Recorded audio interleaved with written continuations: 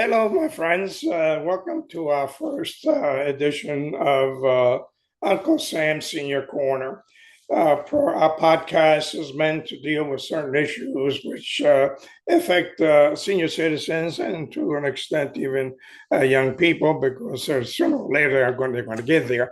But it kind of affects social issues which had to be established at one point in history. How did Social Security was enacted? Well, if we were not here, no, I wasn't here, and most of the people were not here during the Depression. The country was devastated, not only this country, but all the countries. But all the other countries had some kind of program, senior citizens or people which could not take care of themselves, especially if they were poor and had no means of living. Everybody had some kind of pension, some kind of a catch net for all those people which they could not provide for themselves so that they could exist, have a decent life. President Roosevelt has seen that and says we're no way out of it. We have to kind of enact a law which deals with specifically with senior citizens and people which cannot take care of themselves. Hence, the Social Security Act was enacted on August 14, 1935. Well, the act provided for a pension for all the older people which were retired. It also provided for some kind of a insurance for those people which then had that needed insurance. And it was kind of a welfare for those people which could not provide themselves, like handicapped people, blind, crippled, but poor people which could not afford any of the assistance. So what happened? This what happened. The act was enacted. It also dealt with public health. Today we have Medicare, which is kind of a branch of Social Security. But the intent was to have something, a catch-all for those people which could not no longer provide themselves, who had no income at the time at all and had to exist. This, of course, was a very human thing to do. The rest of the world was doing it. We were, and it was enacted. When it was enacted, all the funds would come from some kind of taxation, of course. So the way it was set up was that every individual would pay a Social Security tax, along with an employer which would match that Social Security tax, and that be created the Social Security Fund. That Social Security Fund is administered by a commission, of course, and it was specifically targeted to go for exactly what I stated earlier. The senior citizen people which are in need with disabilities, and it also covered if a breadwinner of the family died and there were minor children, it provided for the minor children to have some kind of lifeline to help them exist, help them live a decent life. Well, that benefit, once it was enacted, the benefit was not taxable. It went from 1935 to 1983, non-taxable. The original act was intended to help people, but not tax people for receiving the benefit. But however, in 1983, things changed. It was under Reagan's administration where this thing changed. At the time, Representative Randolph, Democrat from Illinois, with co-sponsor Barbara Connell Jr. from New York, a Republican, and J.J. Pickle, Democrat from Texas. By the way, Randolph was from Illinois, and it was a Republican. I mean, a Democrat, excuse me. I have to correct myself as a Democrat. Anyway, the law was enacted, and basically what the law said that 50% of your Social Security are now taxable. Now we're going to tax you for the benefit, which originally was a non-taxable, and I repeat, non-taxable benefit for the retired and for those people who are in need in those categories. The way the law read was that 50% of the benefits would be non-taxable. The other 50%, of course, are taxable. And at the time, it was based on incomes of over $25,000 for whoever was a single filer, and $32,000 if you were husband and wife filing your income tax. Well, I guess even then, when I was young in 1983, I was just in the prime of my career. I questioned that because I had my parents, which were ready for retirement, and I questioned that. Actually, my dad was retired then, and I even questioned myself. But who did I question to? I questioned it with friends. We discussed it with friends how unfair it would be to people that worked all their lives, and now they were taxed for this benefit, and now they're being taxed again. Well, those questions were discussed among friends. We have no way of getting it out there. We had no way of getting it out there. Listen, it is not fair to the regional law. It's not fair to the individuals which expected this particular benefit to be non-taxable as it was originally intended. Well, we didn't have the media like we have today, like a podcast where one could just go out there and express their opinion and try to convince people to, start lobbying. The senior citizens could be the biggest lobby in the United States, but you know who's winning the lobby war? Big Pharma, special interest. That's who's winning the lobby. So the laws ignore the senior citizens. Is that fair? No, I don't think it's fair. I don't think anyone thinks that it's fair.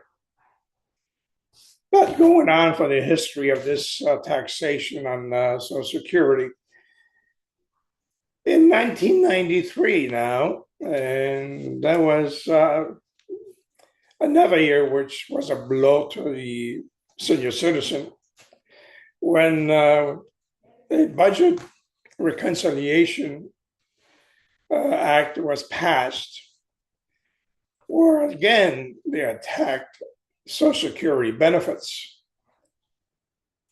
At that time, an amendment was sponsored by Martin Olaf Sabo, a Democrat from Minnesota, who now said, well, taxing 50% of the Social Security benefits is not good enough. We have to tax 85% for Social Security.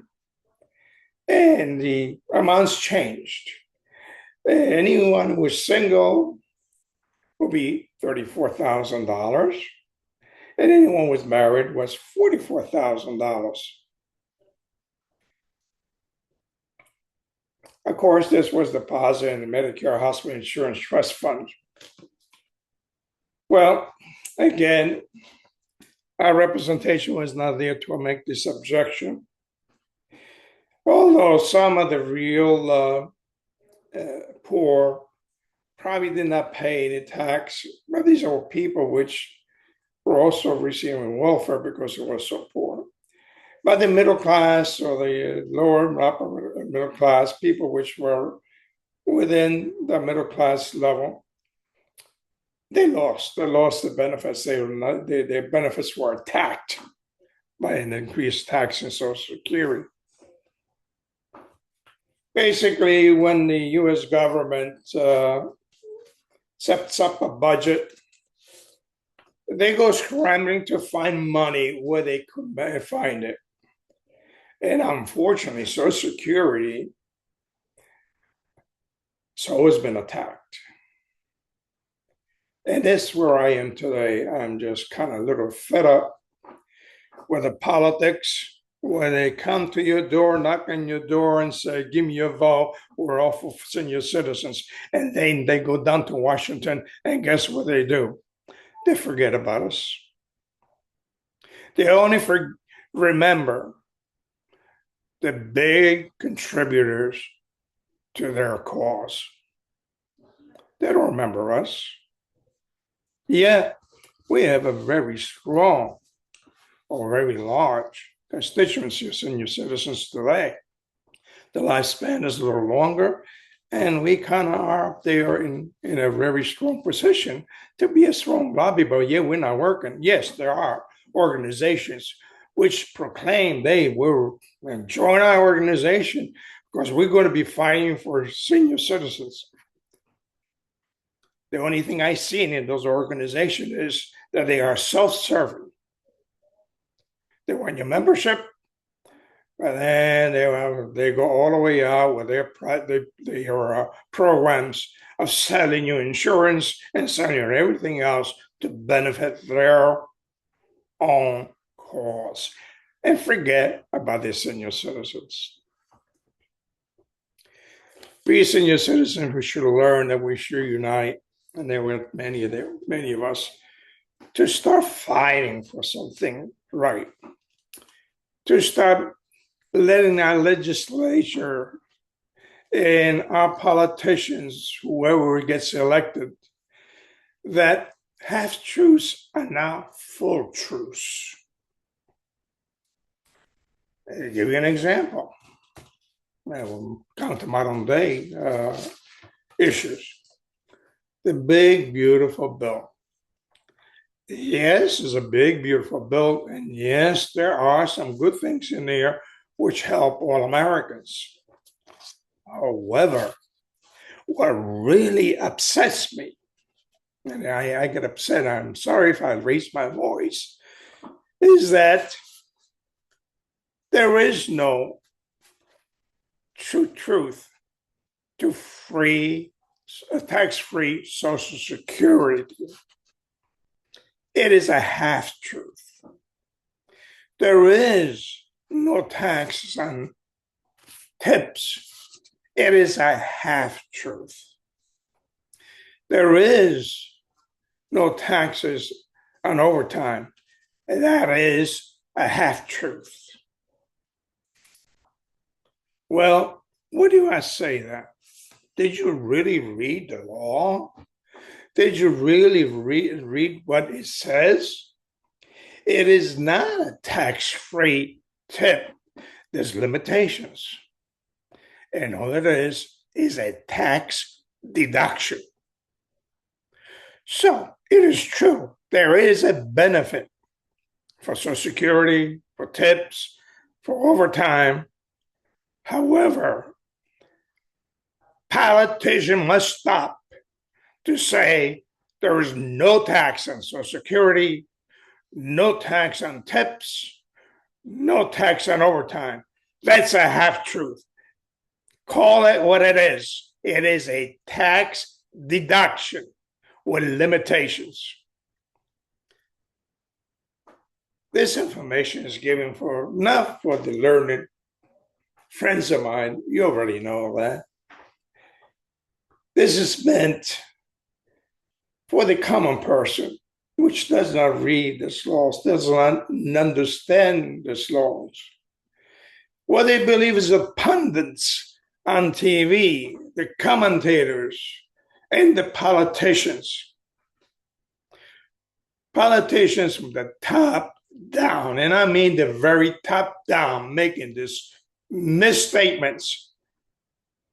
They are correct to a point.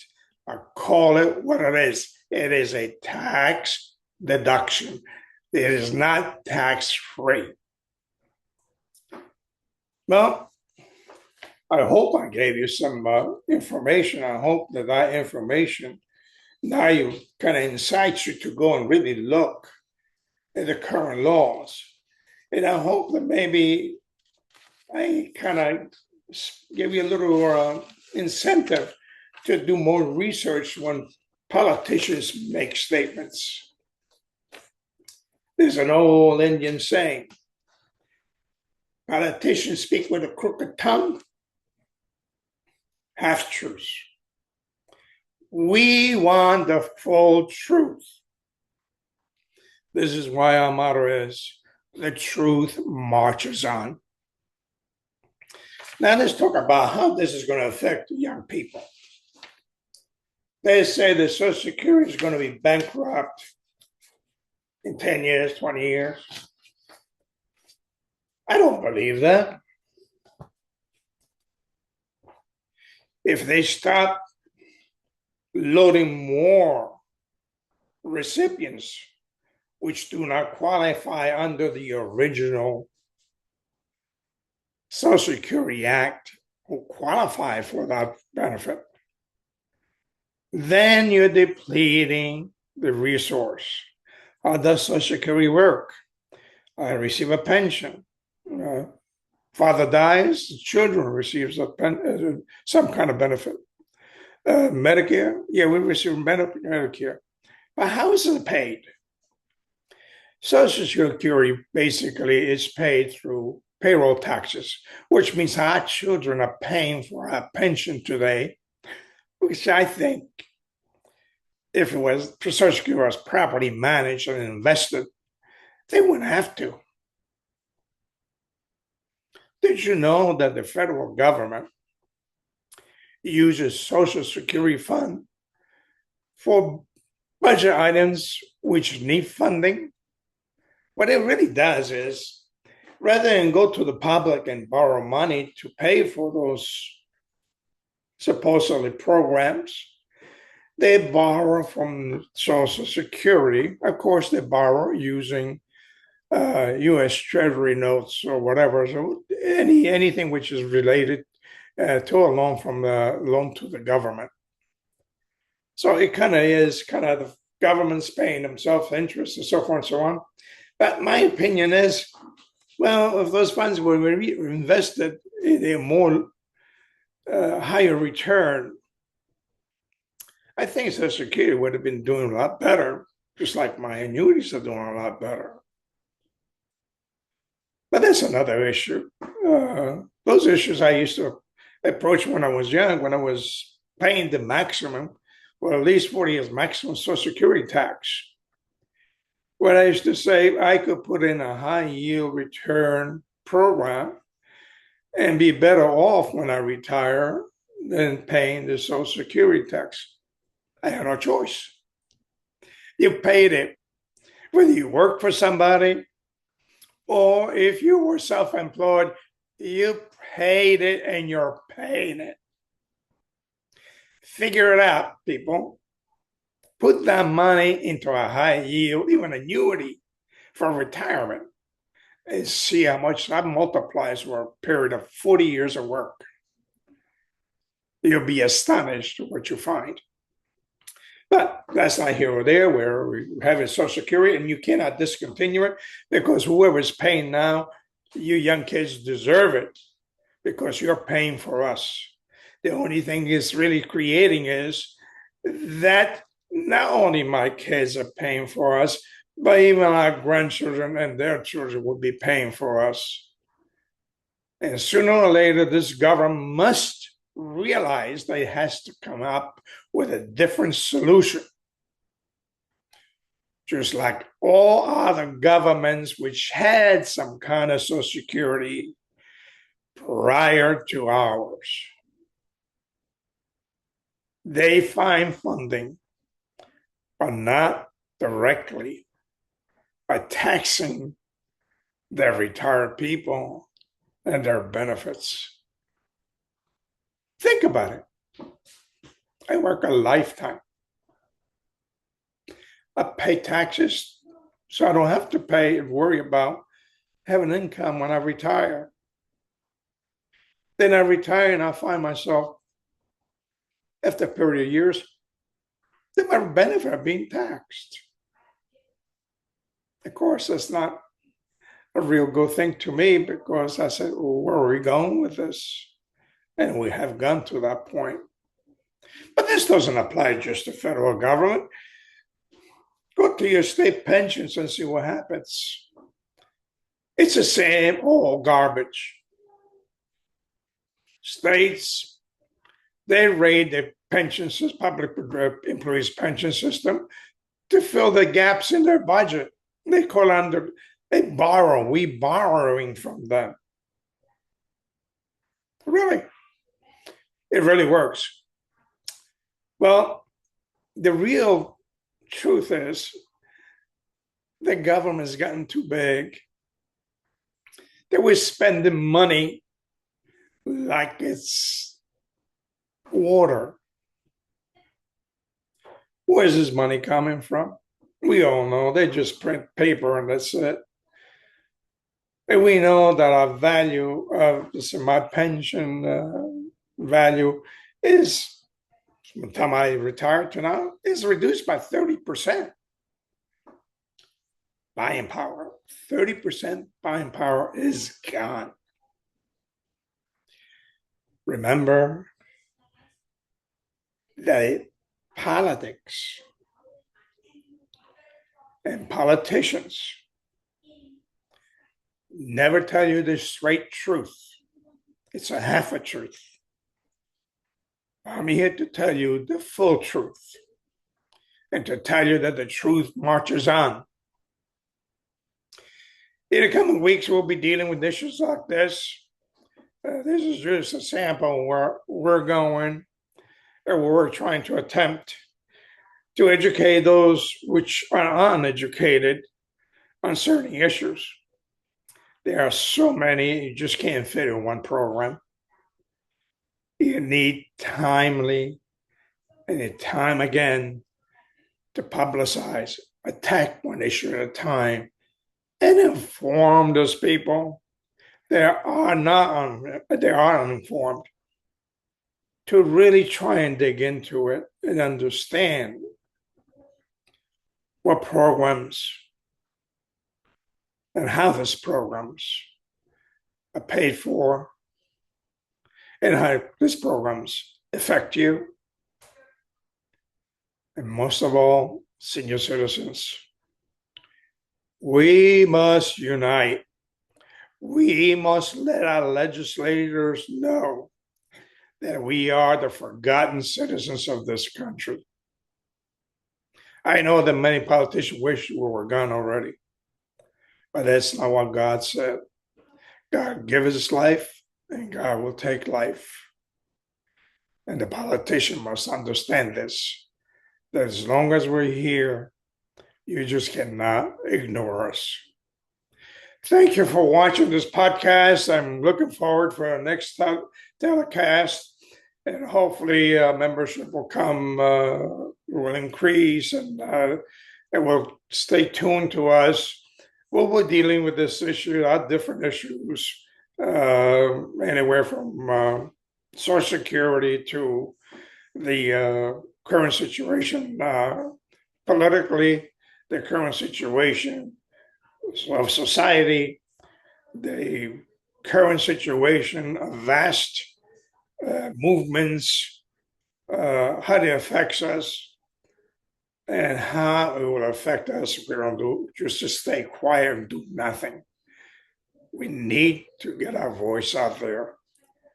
Remember, age brings wisdom, brings experience, and brings a lot of knowledge. And we need to get everyone to be no more knowledgeable of what is happening in our society today. Thank you, and I'll see you next week. Bye.